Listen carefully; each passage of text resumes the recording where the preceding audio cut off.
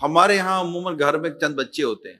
ایک بچہ بڑا ڈسپلن والا ہوتا ہے، آپ کہیں لے جاؤ تو بیٹھ جاتا ہے، آپ کے ساتھ ہی چپکا رہتا ہے. آپ میں سے جو اپنے بچوں کو لے کر جاتے ہیں ان کو تجربہ ہوگا. اور ایک بچہ ہوتا ہے جو بیٹھتا ہی نہیں ہے، نہ گھر میں بیٹھتا ہے نہ کہیں اور بیٹھتا ہے. ادھر سے ہماری جمپ ادھر گیا، ادھر سے ہماری جمپ ادھر گیا. یعنی ایک ایکٹیو ہوتے ہیں اور ایک بچے اوور ایکٹیو ہوتے ہیں. تو وہ بہت زیادہ جو بیٹھتا نہیں ہے نا، غصے سے پکڑ کے اس کا ہاتھ پکڑ کے بیٹھانا، وہ پھر تھوڑی دیر بیٹھ جاتا ہے پھر بھاگتا ہے، پھر ادھر ادھر نکل، پھر کدھر چلا گیا. ہوتا یہ ہے کہ پھر ایسے بچے کو والد اپنے ساتھ گھماتا ہی نہیں ہے. اس کو رکھو اپنے پاس، تو آ جا تو مت بیٹھا ہے، آپ آ جاؤ.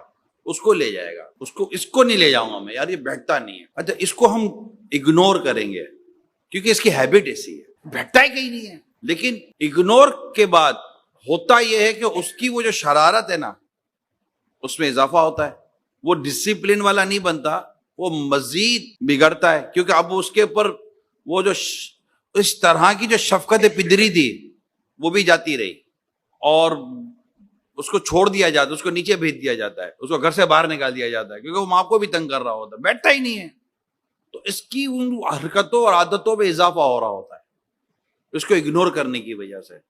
جبکہ حقیقت یہ ہے کہ یہ زیادہ، کیونکہ وہ تو ویسے ہی ماشاءاللہ اس کو ڈسپلن ملا ہوا ہے، نظم و نسق ملا ہوا ہے، ٹھنڈا ہے، مزاج صحیح ہے.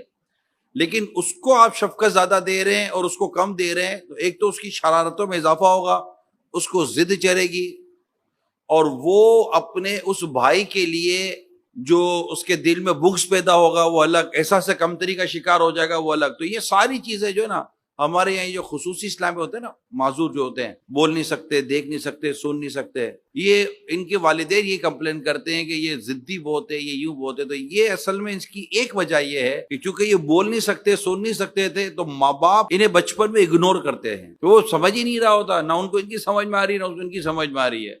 اور وہ اپنی آنکھوں کے سامنے دیکھ رہا ہے کہ دوسروں کے ساتھ بات چیت ہو رہی ہے، ہنسی مذاق ہو رہی ہے، میں بیٹھا ہوا ہوں ویسے ہی.